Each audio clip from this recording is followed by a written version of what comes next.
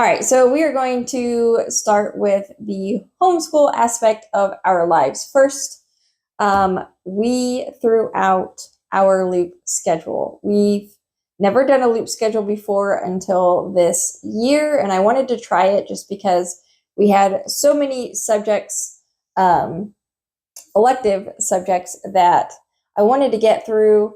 So I thought that we would give it a try, but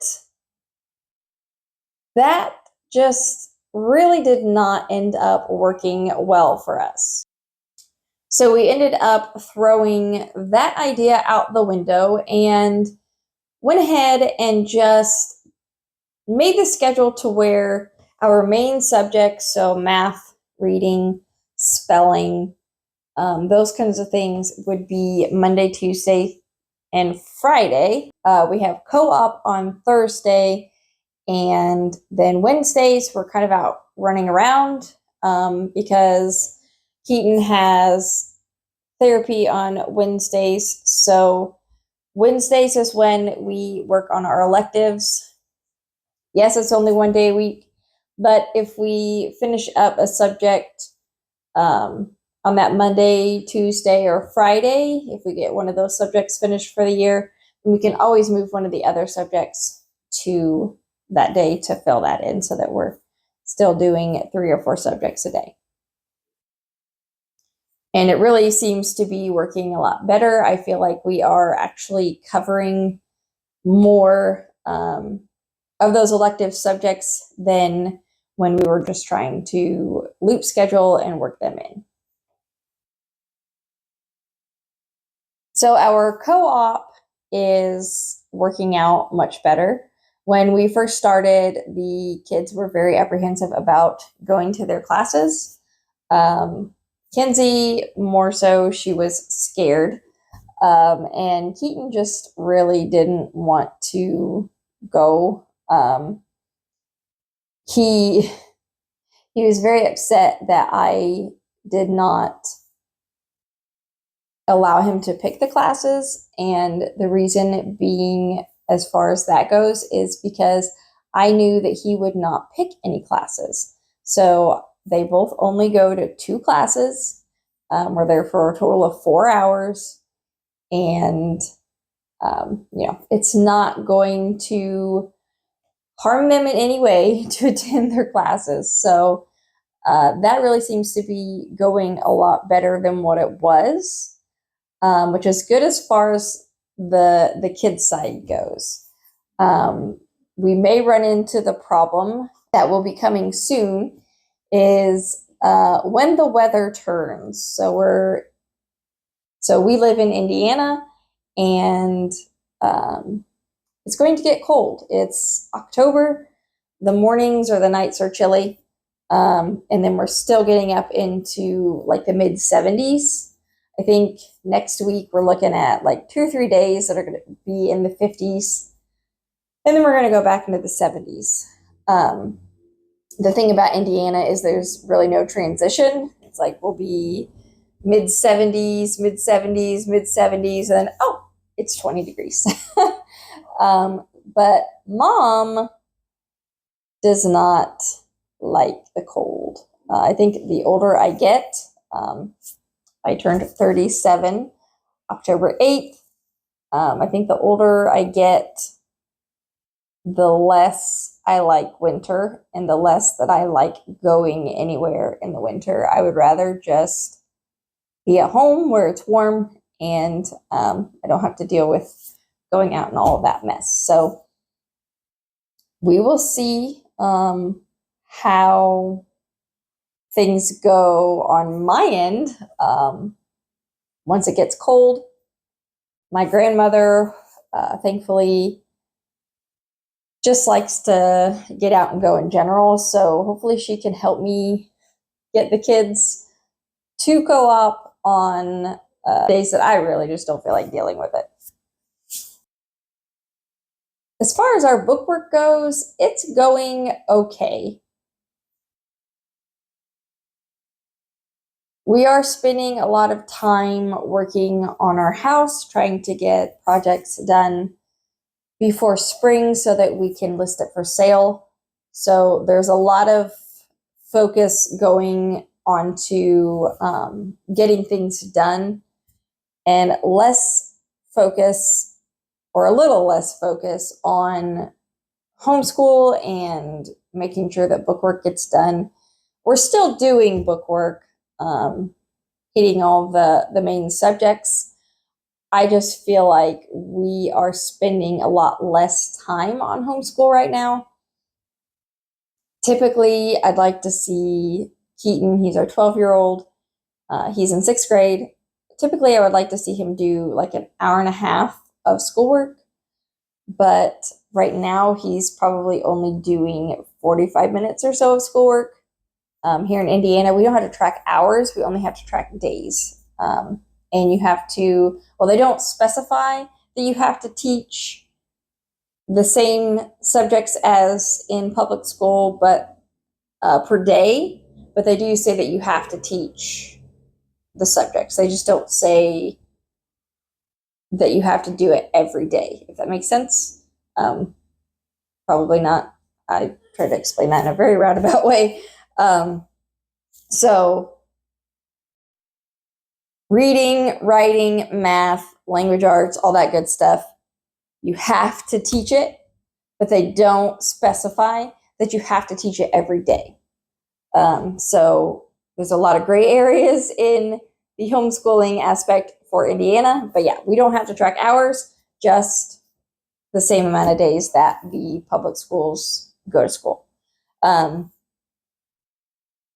Kinsey is probably more in the 20 to 30 minute range, and I'd like to see her in the 45-minute range. So yeah, we've not been doing a lot of focusing on homeschool, but I know that the season that we're in is going to pass. We're going to get these projects done, and then we're going to be able to focus on homeschool a lot more again. All right, so on to our house. A lot of the outside projects have been finished. We were able to bring in a couple guys that we actually know. One of them, we used to work with them at Random House. We brought them in, and they did a bunch of work for us outside. I think the only thing that we have left as far as outside goes is we need gravel for our driveway, and we need to put new garage doors up. But other than that, really, the outside is complete. We were able to have our realtor come and take external pictures of the house. She does want to come back and take new ones once we have the gravel down and the garage doors changed out and stuff, just so that that's a fresh look on the house. But yeah, so when this video posts, it will have been 2 weeks ago when she came and took those photos. As far as the interior goes, just lots and lots of painting, just to save money and not have to bring a painting crew in to get it done. I have been painting all of the trim and putting a clear coat on all of the trim and painting all of the walls, and it is very monotonous. I am so tired of painting, guys. But it's really giving the house a fresh look and making it look really good. Actually, you could probably notice behind me that part of the wall is gray and part of it is like a brownish color. That's because I am working on the dining room right now. The living room and the office are finished. But yeah, this is the room that I am working on at the moment, and probably half of it is painted. Well, sort of painted. I need to trim out and everything. So yeah, lots and lots and lots and lots of painting.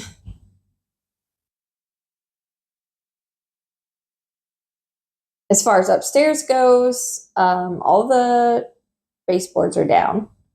We have the casing that needs to go up around the doors and windows, and all that needs to be painted. The walls need to be painted. We have trim that's going to go up around the ceiling that we put in. We also have 3 windows up there that need to be replaced.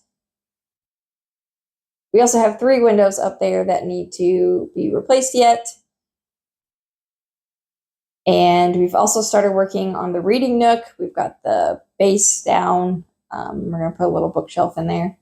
But we need to get that finished up. And then figure out some sort of system for the closets. And the upstairs will be finished. Doesn't sound like a lot, but the painting in itself is going to take me ages. We might get to a point, or I might get to a point where I'm like, okay, I'm done, bring somebody in. But we'll see, because we still have one large project to do downstairs, and that is our kitchen. Our walls in this house are plaster. The upstairs is not, because we gutted the entire thing and re-insulated and put in ductwork and got all that good to go. The bathroom is not plaster because we also gutted it and redid it. So the plaster in the kitchen is no good. It's chipping and falling off. They had a faux ceiling over the plaster, and we started taking that off, and yeah, the plaster is no good, so we're going to have to completely get that. We'll probably re-insulate it while we are in there, and we need new flooring and countertops. We're not sure what we're going to do on the cabinets yet because they are custom cabinets the way that they have it set up, and to put regular cabinets in there, it will take up a lot of your walking space. So we're not quite sure what we're going to do there, but yeah, the kitchen is still a very, very big project that we need to get done. The rest of the downstairs is mostly just paint and changing out outlet covers and cleaning and boring stuff. So yeah, as far as that goes, the kitchen is still a very big project. I'm not looking forward to it because it comes with a lot of decisions, and taking plaster out is very dirty and dusty, and I don't want to do it, but it needs to be done. So I am leaning towards the lower price RV. I don't know what Ty's thinking right now. We haven't really talked about it much more. We're just really focusing on getting through the season that we're in. But the reason being is because our home equity is going to be maxed out, and it was a $45,000 home equity loan, which we've also used for other things, paying bills, getting our toy store started, and stuff like that. So it hasn't all gone towards the house, but a lot of it has. So that'll be maxed out, and there's going to be things that we're going to need to buy for the RV that it doesn't come with, like a washer and dryer, our heated pipes, water and sewage and stuff like that. So, and then possibly a shed for storage, because we don't want to get rid of everything. We bought brand new beds around COVID, and we don't want to get rid of those. So we definitely want to store them. And there's also some toys and things that we don't want Kinsey to have to get rid of. So we can store the toys that don't fit in the RV in the shed, and then when we're in our home base or at our home base, if she wants a different toy, she can go out and get it and bring it in. We have a shed right now, but it's what we store our fireworks in when it's not fireworks season. We have talked about getting containers, metal containers, to store the fireworks in. But then the question would be, is the storage shed will it work for what we want to use it as? I mean, it's a good size shed, but it has the double doors that open up rather than a single door. I'm sure we could switch that out and put one in. It only has one window. Again, I'm sure we could make that work. It's not insulated, but we can insulate it. It does have power to it. And then we could build a wall, and part of it could be Ty's office space, and then the back side of it could be storage for the things that we don't want to get rid of. So still a lot of questions there as far as what we're going to do for storage and the storage shed. So we would potentially still have to buy a storage shed or containers for the fireworks. So that's why I'm leaning more towards the lower priced RV. The higher priced one, of course, looks more homey and has more solid storage, and like the closet in the master bedroom was beautiful. Not to say that the one in the one that I'm thinking about is not beautiful, but there's definitely a big difference in the aesthetic of the RV. All right, so life.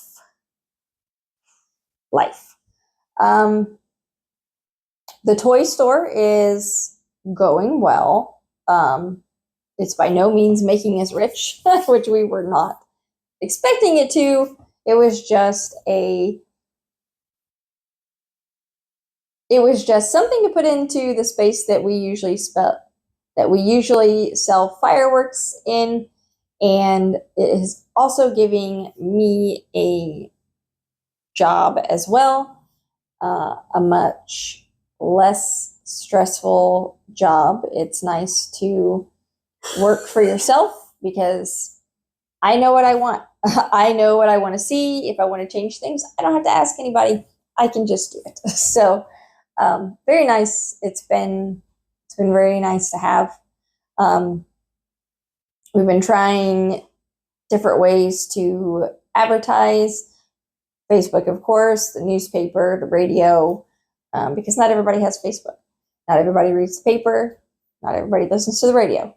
And we're also trying to be more active in the community. We joined the Chamber of Commerce in Montgomery County, and they do a lot of things within the community that helps us do a lot of things in the community. We've signed up to do a trunk or treat with our local Kroger. So we're going to do that. We're going to do Ghostbusters theme. So we've all got t-shirts. It was a lot cheaper to go with t-shirts than costumes. And so we've got about a week and a half to get our decorations made and ready to go, but that'll be fun. So yeah, definitely trying to find different ways to be in the community, let them see us, and show that we care about our county.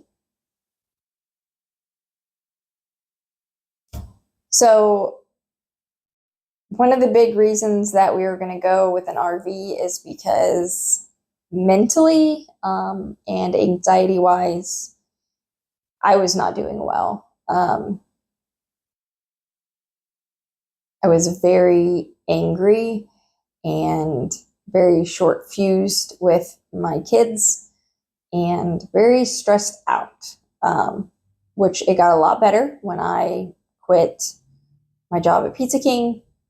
I honestly didn't realize how much I don't want to say I didn't like it, because I liked the job, but how much it stressed me out. So that's helped a lot. And then just the thought, or just knowing that we are going to be able to get out from under our house, and potentially have a little bit of a financial break. Just knowing that is really helping as well. Yes, there's a lot to do right now, a lot to get done. But knowing that there is a light at the end of the tunnel is really helping mentally right now. So that's good. With that being said, there is a lot of decluttering going on. I know you've seen bits and pieces of it, but there is a lot more going on than what you are seeing. Unfortunately, that means I have a lot of piles. You can't see them because they are over there on the floor. A lot of books, a lot of puzzles and stuff that I don't necessarily want to throw away, but I would like to maybe pass on to other homeschool families, or if it's something that I spent a little bit more money on and I don't really want to give it away, I'll throw $2 or $3 on it and just get a little bit of money out of it. And maybe it'll help us buy some paint or something. I don't know. But yeah, lots of piles to deal with. Unfortunately, a lot of trash going out, recycling going out.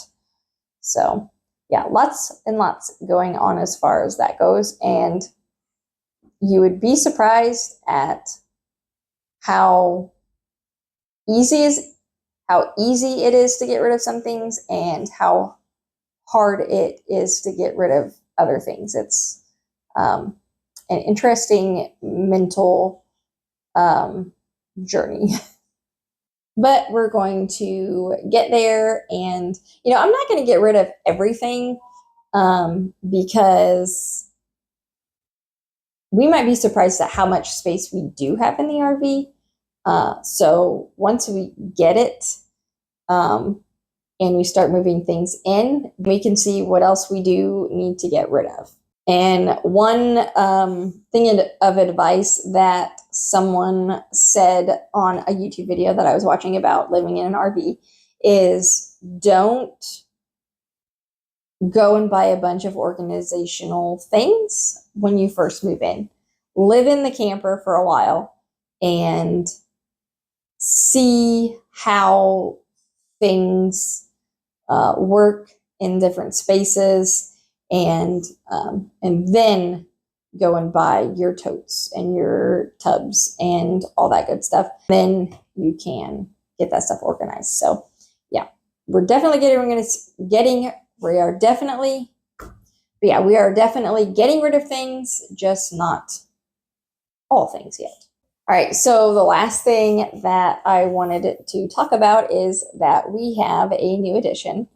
We've been talking about getting a kitten for a long time, but our cat Storm is about 10 years old, and we didn't know how she was going to react to a new kitten in the house. And so there is a house down the road from us. He sold it, and there was basically a colony of cats there. They were wild. A lot of them have moved on. Some of them have been caught and taken to the animal shelter, but there was a litter of 4 kittens down at the house, and Kinsey kept going down there, and she really just took a liking to one of them. And so we were able to catch it a few times, and we were feeding it, and it was really starting to taking a liking to us. And so the person that bought it, they are flipping it. And they made the comment that they're going to start posting the kittens on Facebook and getting rid of them. So we kind of just made the split decision that, okay, we'll take her in. And she is a girl. And Kinsey decided to name her Lily, which I think is very fitting. It's adorable. But right now she is out on her back porch. With all of the things going on, finances are very tight. So we have not been able to take her to the vet. We know she has worms, fleas, ear mites. She needs vaccinations. We don't want to bring her in and risk her spreading any of that or anything to our older cat. So we're keeping her out on the back porch. It's insulated. She's got a cat bed and food and water, so she's nice and comfy out there. We will be trying to get her into the vet soon because we want her moved inside before winter comes.